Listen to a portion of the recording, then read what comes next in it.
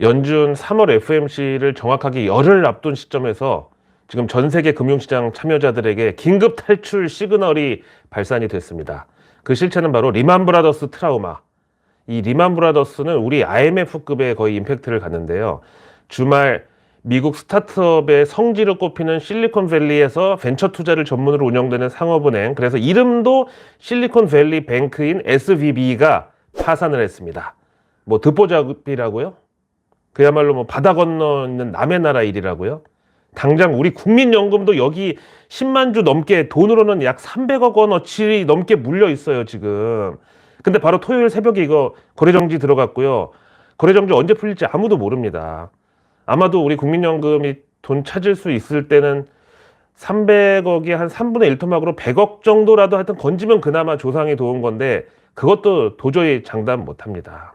이거 관련해서 연준이 월요일 오전 11시 반, 진짜 그것도 점심시간까지 걸친 식전부터 지금 긴급 회의를 소집했다는 기사가 현재 SNS를 중심으로 일파만파 막 퍼져가고 있습니다. 이거 내일 뉴스 미리 보기에서 작년에도 한번 제가 정확하게 분석을 해드렸던 이슈인데, 그때가 바로 코스피 9월 30일 당시 2134포인트로 연중 최저점 찍었을 때, 그때 바로 다음 거래일 10월 1일에 연준의 긴급회의 소집이 나왔었거든요. 이것도 이제 그런 차원에서 역발상은 가능하죠. 연준의 긴급회의 소집이 결국은 우리 K증시에도 구원투수다, 내지는 바닥 탈출 신호다, 뭐 이런 기회의 관점으로 또 받아들일 마음의 준비를 하시는 분들도 계실 텐데요. 이건 이제 조금 이따가 제가 자세히 설명드리기로 하고요. 다음 여기서 또 죽을 사자의 그 저주까지 언급이 되는 게, 지난 2008년 서브프라임 사태로 당시 월가 자산 규모 4위의 투자은행 리만 브라더스가 파산을 했다. 이게 이번에 또 트라우마가 됐다는 건데, 이번 이 SVB는 또 실리콘밸리 스타트업의 44%가 이 은행 고객사고요. 뭐 우리가 아는 로블록스부터 미국 그 사이버 보안 기업 중에 팔로알토가 유명하잖아요. 그거랑 같이 쌍벽을 이루고 있는 클라우드 스트라이크, 그리고 현재 우리나라에도 진출해 있는 음원 스트리밍 그 플랫폼 있죠, 스포티파이. 뭐 이런 데도 전부 다 이 SVB 고객 겸 대출자 겸 하여튼 실리콘밸리에 간판 달고 있는 뭐 이런 기업들 44% 주거래 은행이 SVB라고 합니다. 또 그리고 얼마 전 크레딧 스위스 사태 때도 그랬고, 금융사의 유동성 위기가 오면 어떻게든지 대책을 마련해가지고, 또 그 배경에는 미국 정부에서 네임드 금융사 하나 자빠지면 이게 또 도미노처럼 확산 효과 내지는 시스테믹 리스크로 발전할 가능성이 크니까, 뭐 공적 자원 지원이든 아니면 민간 사이드를 정부가 설득해서 뭐 공적 자금 투입과 비슷한 효과를 내든가 이런 식으로 어떻게든 구제를 해주는데, 이번에는 전혀 그런 거 없이 유동성 문제가 그냥 시장에서 다 두드려 맞게 그냥 내버려두고 방치를 해버려가지고, 그래서 처음 유동성 문제가 불거지고 나서 정확하게 44시간 만에 SVB가 파산 보호 신청을 한 겁니다. 그러니까 또 어둠의 그런 소식에 능통한 사람들이 튀어나와가지고 연준이 오는 3월 FOMC에서 빅스텝으로 0.5% 금리 인상을 할 게 확실시 되는 이 상황에서 일종의 자해 공갈로다가 그 0.5% 빅스텝을 저지하기 위해서 월가 투기 세력들이 제일 약한 고리를 공격한다는 이런 차원에서 최근에 뭐 채권 시장 혼란에다가 고금리에 취약해진 벤처 전문 투자은행을 대량 숏 공격해가지고 이런 상황을 만들었다고, 또 이런 음모론도 지금 SNS에 파다합니다. 그도 그럴 것이, 처음 SVB 파산 보도 뜨자마자 저는 패드워치 금리 인상 확률을 제일 먼저 봤는데, 진짜로 갑자기 0.25% 금리 인상 확률이 0.5% 쪽을 끌어내리면서 급하게 추월을 하면서 0.25% 금리 인상 확률이 절반 이상으로 치고 올라가더라고요. 하여튼 그래도 음모론은 왁싱해야 됩니다. 절대 끌려 들어가면 안 됩니다. 자, 그럼 지금 SVB가 갑자기 왜 하필 이 시점에 파산을 했는지, 여기에 대해서 지금 뒷말이 무성한데 관전 포인트가 크게 4가지입니다. 우선 열흘 뒤 3월 22일 FOMC에서 연준이 기준금리를 0.5% 인상할 가능성이 거의 80% 가까이 되는 이런 상황에서, 그러니까 이제 열흘만 있으면 미국 기준금리가 현재 4.75에서 정말 몇십 년 만에 처음으로 앞에 5자가 찍히는 그런 상황이 올 텐데, 현재 이 4%대 금리랑 작별이 임박한 그 상황에서 갑자기 SVB 부실자산 문제가 불거진 거고요. 다음 그럴 때 항상 수순으로 따라붙는 뱅크런, 즉 은행 예금 대량 인출 사태가 터진 겁니다. 근데 또 거기다가 바이든 대통령이 며칠 전에 긴급 연설을 통해서 10년간 2조 달러의 재정 적자를 감축할 테니까 부채 한도 좀 제발 늘려달라고 이렇게 설득하는 과정에서 세수 증가의 어쨌든 그 팁으로 제시한 게 대기업하고 자산가들에 대한 증세 카드를 내밀었거든요. 근데 그러고 정말 딱 1박 2일 만에 바로 SVB 유동성 문제가 터졌고, 또 그럼 평소 미국 정부 같으면은 뭐 구제 자금이든 아니면 연준을 뭐 압박하든 하여튼 일단 살리고 보자는 스탠스였을 텐데, 이번에는 이걸 그냥 죽게 놔뒀다, 방치를 했다. 이게 중요하다고 봐야죠. 다음 두 번째 관전 포인트는, 이것도 이제 일종의 의도된 파산처럼 보일 수 있는 게, 이 SVB의 내부자 거래가 지금 드러난 거를 보면은, 그 SVB의 CEO 그레고리 베커가 2월 27일, 그러니까 SVB 파산 딱 1.5주 전에 자사주 10만 주 대량 매도 때렸습니다. 또 특히 보면 이게 당일날 스톡옵션 행사에서 주당 105달러에 받은 주식인데, 그냥 받은 당일날 바로 시장가 285달러 80센트에 이거 싹 다 처분해 버렸습니다. 거기다 같은 날 SVB의 CFO, 우리말로 최고 재무 책임자 다니엘 베크 역시 자신이 보유한 자사주 32%를 이날 한꺼번에 장내에서 패대기 쳐버렸고요. 그리고 또 여기 CMO, 우리말로 최고 운영 책임자 미셸 드래퍼가 1월 20일 그리고 2월 1일 두 번에 걸쳐서 역시 자사주 28%를 장내 매도 때려버렸습니다. 이 노년들 이거 진짜 이거 어떻게 해야 되죠? 아니, 우리 국민연금도 지금 300억 넘게 물려 있다고. 당장 우리 은퇴 자금도 손실 나는데 이거 가만둬야 됩니까? 심지어 국민연금은 쟤네를 저렇게 주식 다 털면서 주가 막 떨어지는 그 상황에서 저가 매수한답시고 거기 물타기를 또 했어요, 지금.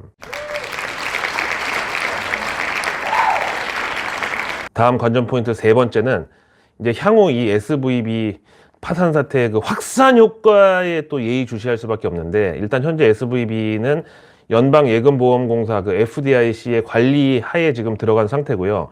이제 일반 개인 예금의 경우는 미국도 예금자 보호법이 있거든요. 이게 1인당 미국은 25만 달러까지니까 우리 돈으로 3억 3천까지는 일단 뭐 시간은 걸리더라도 다 뭐 지급 보증으로 찾을 수는 있게 된 셈이고, 대신 문제는 여기가 실리콘밸리 기업들의 44% 주거래 은행이라고 했잖아요. 근데 그 기업들이 당장 운영자금이 지금 묶여버렸다고요. 그게 문제겠고, 또 미국은 주급으로 일주일에 한 번씩 급여 받는 것도 많다 보니까 당장 다음 주 주급도 이제 못 나가게 되면은 그분들 정말 그 주급에 맞춰서 생활하는 사람은 얼마나 살림이 그 빠듯하겠어요, 스케줄이. 첫째 주 주급 받으면 그걸로 애들 학원비 내고, 두 번째 주 주급 받으면 그걸로 이제 주택 모기지 갚고, 그리고 뭐 세 번째 주 주급 들어오면은 그걸로 공과금하고 카드 대금 결제하고 뭐 이런 식일 건데, 그럼 당장 이제 이게 끊기면 생활고가 찾아올 수 있는 거죠. 그 다음 이제 네 번째 관전 포인트가 바로 미국 정부랑 연준이 과연 어느 정도 선에서 개입을 할 건지, 그게 중요한데, 뭐 당장은 3월 22일 FOMC에서 연준이 금리 인상폭을 0.25%로 줄이거나 아예 금리를 동결하면서 SVB 사태를 지켜보겠다. 이게 그 어떤 스피드오버 이펙트 같은 그 확산 효과를 우리가 지금 현재 측정하고 있는 중이다. 이렇게 경계감을 드러내는 거, 그것도 이제 일종의 개입이라고 볼 수 있죠. 하여튼 근데 지난 주말에 요거 SVB 파산 소식 터지고 나니까 갑자기 3월 22일 FOMC에서 연준 금리 인상이 0.5%가 나올 확률이 절반 밑으로 뚝 떨어져 버렸거든요. 이게 바로 그 하루 전날 제롬 파월 연준 의장 의회 청문회, 그때만 해도 거의 80% 육박했었잖아요. 이게 이 SVB 파산 터지니까 월가 유동성 중독자들은 또 바로 이거다. 드디어 우리가 기다리던 제대로 된 악재가 튀어나왔으니까 이제 연준 빅스텝에 태클 들어가는 거다. 이렇게 기대를 하면서 다시 0.25% 베이비 스텝 금리 인상 확률이 절반 이상으로 치고 올라오면서 완전히 역전을 했습니다. 그러나 정작 지금 바이든이나 미국 재무부나 이런 데서 이번 SVB 파산에 대해서 아예 그냥 개놓고 대무시? 대놓고 개무시하고 있는 이런 상황을 보고 주말에 다시 0.5% 금리 인상 확률이 또 재역선을 하면서 68%까지 치고 올라갔습니다. 물론 SVB 사태 직전 80% 그 위세에 비하면 조금 약하긴 하지만, 어쨌든 현재 연준 금리 인상 확률은 다시 0.25%포인트 쪽이 죽고 0.5%포인트 쪽이 치고 올라갔습니다. 물론 SVB가 0.5% 금리 인상 시나리오에 찬물을 끼얹으면서 약간 냉각을 시킨 건 맞지만 다시 그쪽이 뜨거워지고 있다. 그 배경에는 워싱턴 쪽의 눈치를 보니까 이것도 이번에 이걸로 월가에서 일종의 자해공갈단처럼 그런 플레이 할 거 이미 다 뻔히 알고 있거든. 바이든이든 옐런 재무장관이든. 그래서 일부러 눈치채고 모르는 척 하는 것 같다. 이게 이제 또 반영이 된 거죠. 그래서 하여튼 자해 공갈로 그 차 앞에 뛰어들었던 사람이 운전석에 있는 블랙박스를 딱 발견하고 괜히 민망하니까 벌떡 일어나가지고 손 털고 이제 옷 털고 다시 갈 길 가듯이 그딴 식으로 다시. 자, 그럼 이번 SV뱅크 사태의 본질은 무엇이냐? 이걸 알아야 이제 이게 과연 찻잔 속의 태풍으로 그칠지 아니면 결국 지난 리만 브라더스 때처럼 소탐 대실을 하는 엄청난 결과를 낳을지 그걸 이제 판단할 수가 있을 텐데요. 일단 이 SV뱅크가 파산한, 아니 정확하게는 법정 관리 신청을 한 이유는 뭐냐? 뭐 너무나 쉽고 명확하죠, 이거는. 그야말로 수지가 안 맞으니까. 즉 들어오는 돈보다 나가는 돈이 많으니까 어쩔 수 없었던 거죠. 그래서 들어온 돈 말고 들어올 돈까지 미리 담보로 잡고 이제 증자를 하려고 시도를 했는데 그 규모가 자그마치 22억 5천만 달러였어요. 우리 돈으로 3조 원어치 한꺼번에 종이 장사로 돈을 시장에서 땡기려고 그런 거예요. 이게 우리 K은행으로 치면은 그 부산은행 BNK 금융지주가 시총 2조 되고 전북은행 시총 한 1조 좀 넘고 뭐 이러니까 이 두 은행은 합친 것만큼의 주식을 대량으로 셀다운 하려다가 결국 이 꼴이 난 거라고요. 일단 뭐 우리도 증자나 시비 발행 같은 거 하게 되면은 솔직히 매수자를 미리 다 이제 세팅을 해 놓잖아요. 뭐 삼자 배정이 꼭 아니더라도. 그래서 이 SV뱅크도 자본 확충 용도로 이렇게 3조 원을 증자하는 데 있어서 뭐 삼자 배정이든 아니면 시비를 좀 쪼개든 뭐 그것도 아니면은 우리 K증시 그 코스닥 작전주들 하는 짓거리 있잖아요. 무슨 조합, 무슨 파이낸셜 뭐 이런 사채 자금에다가 일단 시비 뭐 몇십억 찍어주고 돈 땡긴 다음에 거기서 이제 다시 그런 데서는 그 받은 시비 전환 사채를 권면 분할해가지고 또 깡하듯이 그렇게 내돌리잖아요. 이게 이제 주식이면은 액면 분할이지만 전환 사채권은 이게 그야말로 채권이기 때문에 권면 분할이 맞거든요. 하여튼 그렇게 SV뱅크도 음으로 양으로 어떻게든 자금 조달하려고 노력했지만 결국 야, 쟤네 지금 뭐 엄청 급한가 봐. 이런 소문만 나가지고 오히려 있던 예금도 다 빠져나가는 뱅크런 일어나가지고 결국 저렇게 법정 관리까지 이제 들어갔습니다. 근데 이 또 SV뱅크가 무슨 캐피탈이나 아니면 우리 지난 그 저축은행 사태 때 뭐 완전히 그 방만 경영한 뭐 상호 신용금고 막 이런 데 있었잖아요. 막 룸사롱 마담한테 뭐 거기 현장 실사 나간다고 해서 룸사롱 찾아가지고 니네 여기 방이 몇 개냐 뭐 그런 거 보고 신용대출 몇 억씩 해주고 막 슈퍼카에다가 막 1억씩 대출 내주고 그런 그 허접한 그런 데가 아니라 말 그대로 실리콘밸리 뱅크, 즉 은행이니까 1금융권이란 말이에요. 거기다가 실리콘밸리에는 우리 예전 테헤란로의 거기 그 사채시장처럼 뭐 하여간 여러 금융사들이 많이 있을 거잖아요, 각종. 근데 여기는 그런 데 중에서 유일하게 상장사라고요.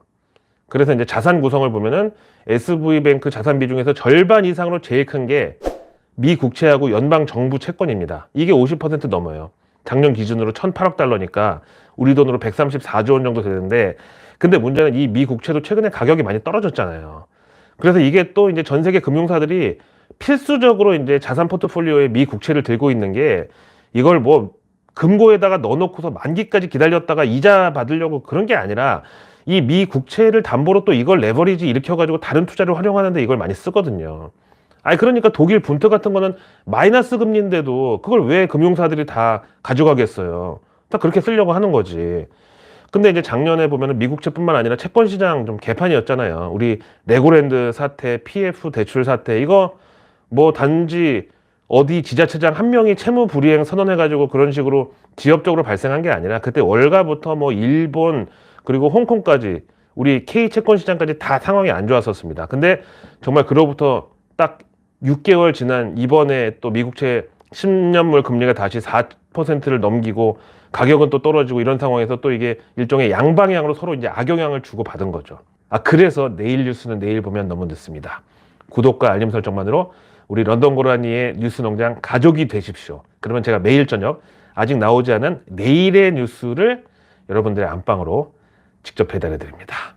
내일은 3월 13일. 이제 이번 주에 3월 달도 벌써 5분 응선을 넘게 되고요. 당장 이번 주는 또 미국 2월 CPI, 다음 주는 FOMC, 이렇게 또 대형 너울이 우리에게 다가오고 있습니다.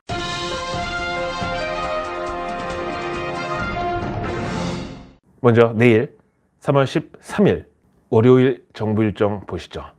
정부가 기후테크 벤처 스타트업 타운홀 미팅, 좀 이름이 어려운데요. 정부 행사 치고는 진짜 영어가 많이 들어가는데 이걸 개최합니다. 사실 지난주 내내 하도 미세먼지에 시달렸다 보니까 뭐 마침 시기적으로는 좋은데 마침 미국에서 지금 스타트업 들어가는 거에 대한 리스크가 좀 크게 올라온 상황이라 조금 안타깝긴 한데 어쨌든 테마는 제목에다 들어 있습니다. 기후테크 스타트업 타운홀 미팅. 다음 내일부터 23일까지 한미 대규모 연합 연습이 실시가 됩니다. 요새 김정은이가 갑자기 막 스윗한 딸바보 코스프레를 하면서 뭔가 이미지 개선에 힘쓰고 있는 것 같은데 하여튼 이번 한미 훈련의 이름은 프리덤 쉴드, 즉 자유의 방패가 되겠습니다. 내일 증시 일정은 범 LG 가문의 벤처캐피탈 회사 LB 인베스트먼트가 이틀 일정으로 수요 예측에 들어가는데요. 참 여기도 지금 주말에 잠 설쳤겠습니다. 오늘은 뭐 말할 것도 없고요. 하필 수요 예측 앞두고 SV뱅크 사태 터져가지고 하여튼 이런 거 보면은 뭐 이러니 저러니 해도 주식은 무조건 위험 자산이 맞습니다.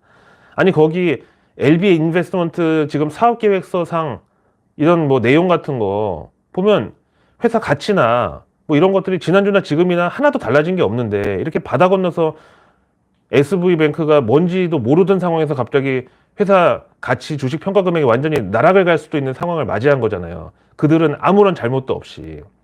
다음 내일 금양 그린파워가 상장하는데 이거는 뭐 일단 저는 유구무원이고요. 다음 한화리츠가 내일부터 이틀 일정으로 공모청약에 돌입합니다.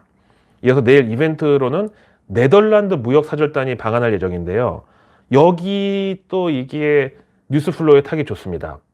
우선 글로벌 반도체 제조사 NXP 대표 함께 오는데 NXP가 그 필립스 반도체 사업 부문이 그 스핀오프 하면서 생긴 기업이고요. 현재 자동차 쪽 반도체 세계 1위고 그리고 보안 관련 반도체 세계 2위 차지하고 있습니다. 이 NXP를 뭐 퀄컴에서도 인수한다고 했다가 실패했고 또 코로나 직전에 우리 삼성전자가 이 NXP 인수한다는 설도 있었고 하여간 여기가 이번 네덜란드 무역사절단과 함께 대표가 방문을 하고 또 그 초고속 튜브형 열차 하이퍼루프 기술 세계 1위 기업 하르트 하이퍼루프 여기 그다음에 네덜란드 대표 전기차 충전 솔루션 기업 그린차지 이런 곳들의 기업 대표들이 전부 우리나라에 옵니다. 이게 이제 뉴스에 얼마나 쫙 화면 도배되기 좋고 장식하기 좋아요. 그럼 이 사람들이 결국 우리하고 협업을 한다 그러면 우리가 내줄 거랑 받을 거는 뭐가 있을까요?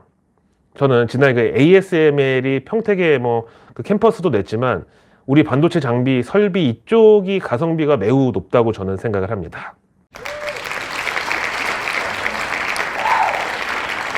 오늘 영상 두 편으로 나눠서 업로드 해드릴 테니까 한 편 보셨으면 다른 한 편도 의리로다가 시청 부탁드립니다.